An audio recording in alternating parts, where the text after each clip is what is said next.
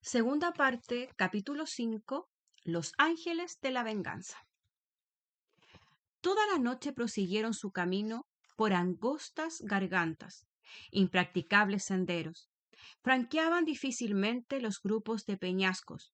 No pocas veces se extraviaron, pero como Job era perfecto conocedor del terreno, encontraban de nuevo el camino y seguían.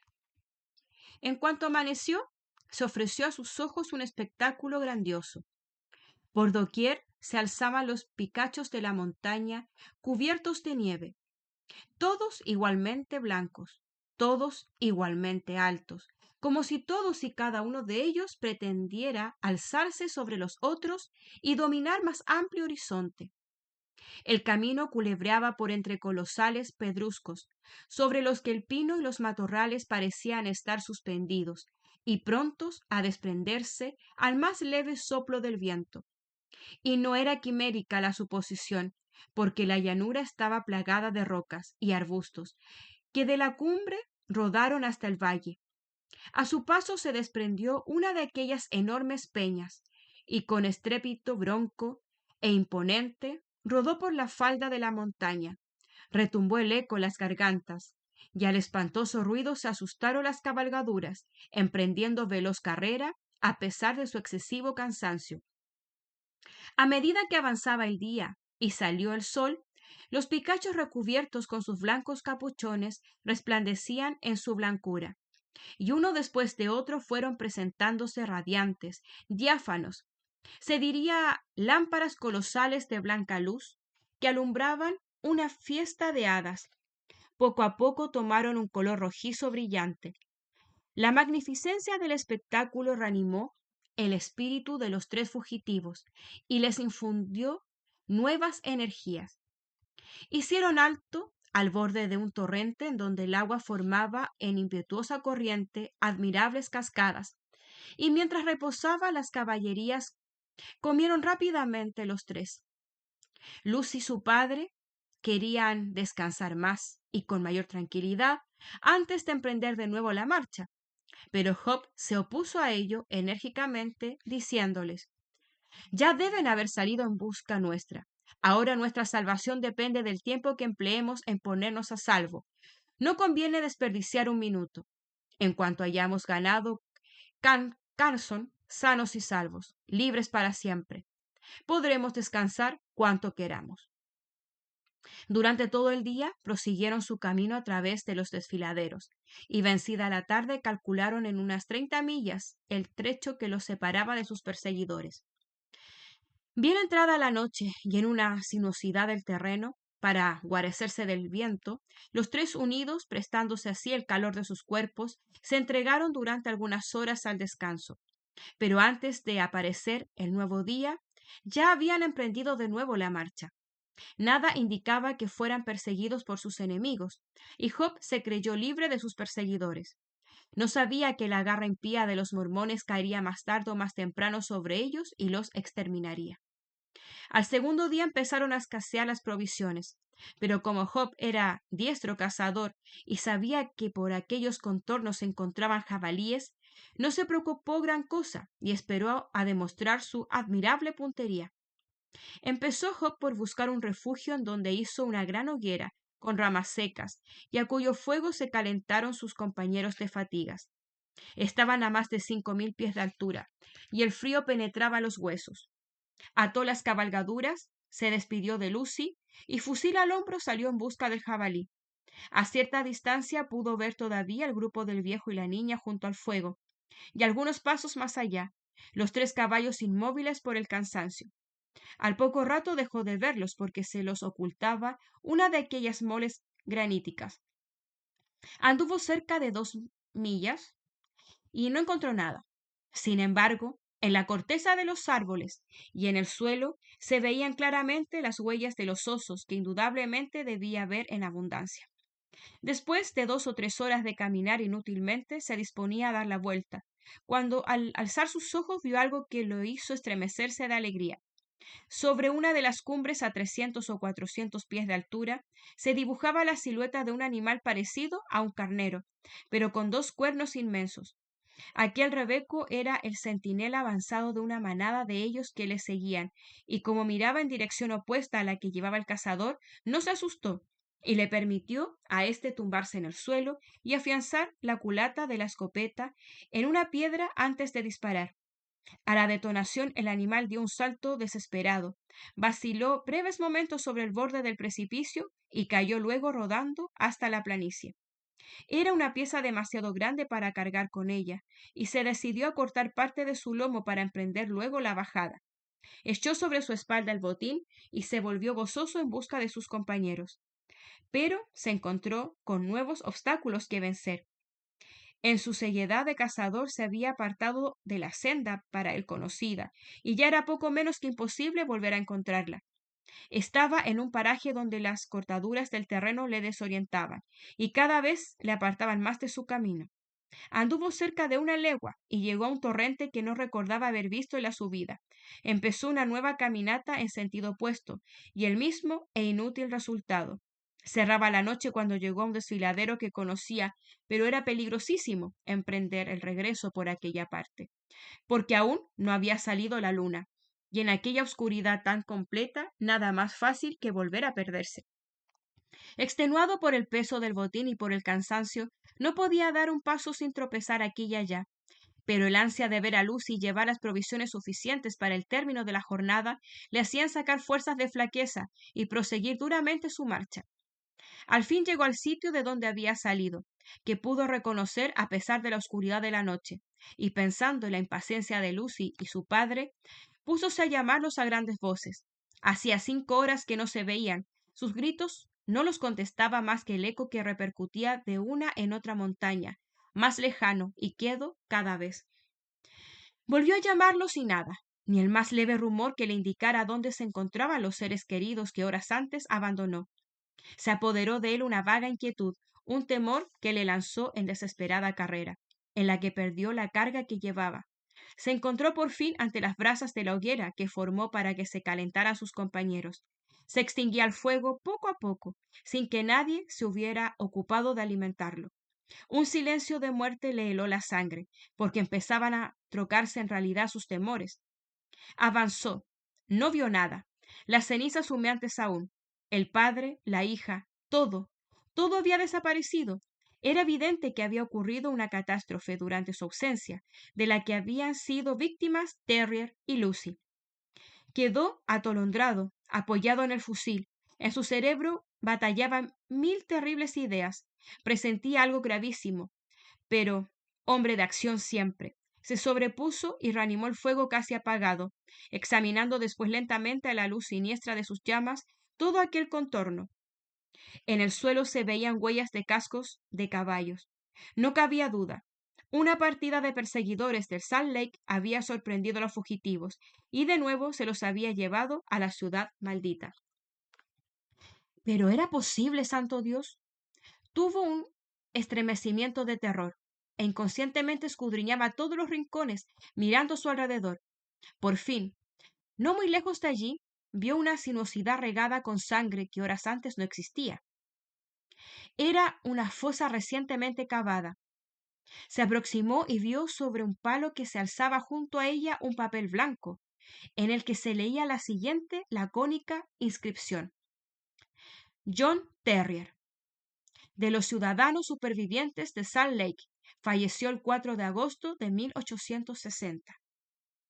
De aquel viejo que dejó lleno de vida y salud hacia unas cuantas horas, solo quedaba aquel brevísimo epitafio. Lleno de espanto, miró a su alrededor, temeroso de encontrar una nueva tumba y una nueva inscripción, pero nada vio que confirmara sus temores. Lucy, indudablemente, había sido llevada por sus temibles perseguidores para que cumpliera su fatal destino. Sería una más de las que compusieran el harén del hijo de los ancianos. Ante la certidumbre de lo pensado y ante su impotencia para remediarlo, Job miraba envidioso la tumba en donde yacía Terrier, sintiendo no compartir con él aquel pedazo de tierra en donde el viejo encontró el reposo supremo. Su natural energía hízole desechar todo decaimiento moral y toda inútil desesperación, y pensó que, si todo lo había perdido, debía por lo menos consagrar su vida a la venganza, a su paciencia extraordinaria y a una perseverancia sin límites. Jefferson Hope unía un odio profundo y un rencor propio de aquellos indios con quienes luchó y venció tantas veces. Sentado junto al extinguido fuego, gozaba en la idea única que consolaría en parte su dolor, castigar por su propia mano a sus crueles enemigos. Juró no tener más fin que ese en toda su vida y desplegar para ello toda su energía. Reanimó el fuego y luego se echó a buscar el pernil que perdió en su vertiginosa carrera. Lo encontró, lo asó y durante muchos días aquello fue su único alimento. Después, y a pesar de su cansancio, emprendió de nuevo la marcha a través de las abruptas montañas, siguiendo las huellas de los que se decían los ángeles de la venganza. Durante 5 días anduvo por aquellos caminos que no hacía mucho había recorrido a caballo, con los pies ensangrentados, extenuado por el calor y el cansancio, y durante la noche dormía algunas horas a campo raso, pero el nuevo día le sorprendía siempre en su camino. Al 6.º día percibió el desfiladero del águila, el mismo que hubo de servirle de punto de partida en un éxodo fatal, y desde allí vio la vivienda de los santos. Rendido, apoyado en su carabina, alzó en tono amenazador su descarnada mano contra la ciudad, que silenciosa se extendía en el llano, y en la que pudo ver banderas desplegadas y colgaduras de 1000 colores, cual si el pueblo se preparase para una gran fiesta. Hacíase 1000 consideraciones y preguntas, cuando vino a sacarle de su abstracción el ruidoso galope de un caballo que velozmente avanzaba hacia él. Lo montaba un mormón llamado Corope, a quien en diversas ocasiones le había prestado señalados servicios. Su primera pregunta fue para saber qué había sido de la pobre Lucy. Pero, ¿no me conoce usted? Soy Jefferson Hope, le dijo. Verdaderamente era difícil reconocerle.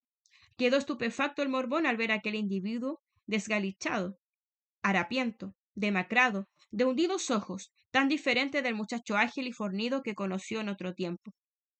Cuando le reconoció, su asombro se tornó en consternación. Pero, ¿cómo se ha atrevido a llegar hasta aquí? Preguntó el mormón. A mí mismo me costaría la vida si me vieran hablando con usted. ¿Ignora acaso que los 4 santos han decretado su muerte por haber auxiliado a los terrier en su fuga? No temo a nada ni a nadie, contestó Job con arrogante altivez. Usted debe saber cuánto ha sucedido. Por lo más sagrado, le ruego que me conteste. Siempre hemos sido buenos amigos. Demasiado, lo sabe usted. Por el amor del cielo, contésteme. ¿Qué desea saber? Hable pronto y en voz baja. Aquí hay espías por todas partes. ¿Qué ha sido de Lucy? Ayer contrajo matrimonio con Drebler, pero tenga un poco de calma, un poco de valor. ¿Se siente usted mal? Preguntó el mormón, viendo que, descompuesto y pálido el rostro, se apoyaba en una roca. No, no es nada, gracias. Sobre todo, ¿qué importa? Casada. Casada, dice usted. Casada desde ayer. Vea cómo ondea el pabellón en todas las casas. Se la han disputado el hijo de Drebler y el hijo de Stangerson. De la gente que está al servicio de ambos forman la partida que les ha perseguido a ustedes. Stangerson reclama el derecho de primicia por haber muerto al padre, pero se sometió el asunto al consejo y falló a favor de Drebler. El profeta le ha concedido a Lucy. No creo que vivirá mucho. Pobre niña. Es un espectro, no un ser humano. Lleva marcada en su cara la muerte. Y ahora, márchese usted. Sí, sí, me voy, contestó Job, rehaciéndose. En el rostro del joven había la rigidez de líneas de mármol, pero en sus ojos fulguraba una mirada siniestra. ¿Y a dónde va usted? No lo sé, contestó Job, y carabina al hombro descendió por la pendiente a enterrarse en las gargantas de la montaña. Viviendas de bestias feroces. ¿Y qué era él, sino una bestia feroz sedienta de sangre y de venganza cruel? La predicción del mormón no tardó en cumplirse. La pobre Lucy, a causa de la muerte de su padre y del matrimonio que la hicieron contraer, sufrió tan horriblemente que al cabo de un mes murió. Su esposo, a quien guiaban tan solo el interés deslumbrado por el capital de Terrier, no demostró dolor alguno después de la muerte de la joven, pero en cambio las demás mujeres de Drevler la lloraron mucho, y siguiendo la costumbre de los mormones, velaron el cadáver la víspera de los funerales. Sorprendiéronse todas notablemente cuando al amanecer del siguiente día vieron abrirse la puerta con brusquedad y descompuesto y con ademán dominante entrar un hombre en el cuarto donde estaba el cadáver. Sin pronunciar palabra y sin fijarse para nada en las mujeres que rodeaban el yacente cuerpo de Lucy, avanzó hacia la muerta e inclinándose sobre ella la besó respetuosamente. Después le quitó el anillo de alianza y con voz seca y solemne dijo: por lo menos que no se lleve esto a la tumba. Y sin que nadie pudiera darse cuenta de ello, desapareció, bajando velozmente la escalera. Quizás hubiera hasta cabido la duda de lo ocurrido a los que presenciaron la escena, si no hubieran tenido una prueba palpable, y es que el anillo de alianza había desaparecido de la mano de Lucy. Anduvo errante Jefferson Hope durante algunos meses por aquellas montañas, haciendo vida salvaje y conservando en él la idea de la terrible venganza. Empezaron a circular rumores extraños. Se había visto un fantasma que unas veces rondaba por las afueras, otra vagaba por los montes, otras por solitarios caminos. Un día rozó una bala silbando la cabeza de Drevler y se incrustó en la pared de la casa. Otro día, paseando por los bosques que rodeaban la ciudad, se despeñó una roca y seguramente le hubiera aplastado, a no ser por su presencia de ánimo que instintivamente le hizo tumbarse en el suelo y escapar así del peligro. Los dos mormones no tardaron en darse cuenta de quién era el autor de aquellos atentados y organizaron varias batidas por la montaña con el objeto de capturar al feroz enemigo. Todo fue en vano. Decidieron entonces no salir solos y en cuanto anochecía montaban guardia en las respectivas casas de ambos. Pasado algún tiempo dejaron de tomar tantas precauciones. Nadie volvió a ver al adversario, nadie habló de él, y supusieron que, transcurrido tanto tiempo, se habría mitigado su sed de venganza. Pero vana ilusión. La mala pasión de Job, lejos de aminorarse, había aumentado considerablemente, y en su corazón no había más que rencor, odio profundo. Tenía gran sentido práctico. Comprendió que, a pesar de poseer aquella naturaleza de hierro, acabaría con él la continua excitación en que se encontraba. Aquella vida de constante peligro y vagabundaje le perdía, le extenuaba. Si muriese como un perro abandonado, no podría llevar a cabo su venganza, y siguiendo la vida aquella no era otro su fin. Así pensando, tomó el camino de las minas de Sierra Nevada, con el fin de reponerse y conseguir el dinero necesario para poner en práctica sus proyectos. Lo contrario hubiera sido hacerles el juego a sus enemigos. La intención suya era estar un año ausente, pero por una serie de circunstancias imprevistas estuvo 5, y a pesar del tiempo transcurrido, en su corazón no se mitigaba la sed de venganza. Se conservaba en él tan firme como aquella noche memorable en que se arrodilló ante la tumba de Terry. Se disfrazó, tomó un nombre supuesto y volvió a Salt Lake, importándole poco correr el riesgo de perder la vida. Iba a satisfacer su venganza, pero dio la casualidad que, por entonces, opiniones encontradas habían dividido en dos bandos a los elegidos. Los más jóvenes se revolvieron contra los ancianos, y aquello dio por resultado una sublevación, a consecuencia de la cual los descontentos abandonaron Utah para hacerse nobles. Entre los sediciosos estaban Drevler y Stangerson, pero nadie supo a dónde fueron a parar en aquella desbandada. Se decía que Drevler consiguió realizar toda su fortuna y se dedicaba simplemente a su administración, haciéndola producir, mientras su compañero Stangerson estaba completamente arruinado. Nada hacía sospechar que de un modo o de otro pudiera llegar a darse con ellos. En vista de aquel misterio que rodeaba a Stangerson y Drevler, otro que no hubiera sido Jefferson Hope hubiera abandonado toda idea de venganza, pero en él crecía día por día. Con los escasos medios de que disponía, recorrió cuantas ciudades y pueblos pudo recorrer en busca de sus enemigos. Viajó por toda América del Norte, y los años se sucedían. y a los cabellos negros suplantaba las plateadas hebras. Siguió la pista como un perro de caza olfatea y sigue el rastro. Su voluntad firme y constante tenía como único norte la fiera venganza, y tal constancia llegó a tener el resultado apetecido. Un día, en Cleveland, allá en Ohio, vio a través de los cristales de una ventana dibujarse una silueta. Fue un segundo, pero le bastó. Iba a poner en práctica la realización de su sueño de toda la vida, pero la casualidad hizo que Drevler reconociese al vagabundo y en su mirada leyese su siniestra intención. Acompañado Stangerson de Drevler, fueron a poner en conocimiento del juez que la presencia en Cleveland de un individuo con quien existían antiguos resentimientos ponía en peligro la vida de ambos. Aquella misma tarde detuvieron a Jefferson Hope, y como no conocía a nadie que respondiera por él, estuvo preso durante 5 semanas. Cuando recobró su libertad, la habitación de Drevler estaba desalquilada. Su secretario y él habían partido para Europa. Nuevamente quedaron deshechos los proyectos de Hope, pero su creciente odio no le permitió desfallecer un momento, y prosiguió su camino. Sus ahorros menguaban. Trabajaba y economizaba para emprender de nuevo sus viajes. Reunió lo suficiente para marchar a Europa y emprendió el viaje. Volvió a encontrar su pista. Lo siguió punto por punto, aunque sin poder alcanzarlos. Cuando llegó a San Petersburgo, habían salido ya para París, y cuando llegó a París, estaban ya en camino de Copenhague. Unos días después desembarcó en la capital de Dinamarca, y habían salido ya para Londres. Por fin había conseguido lo que quería.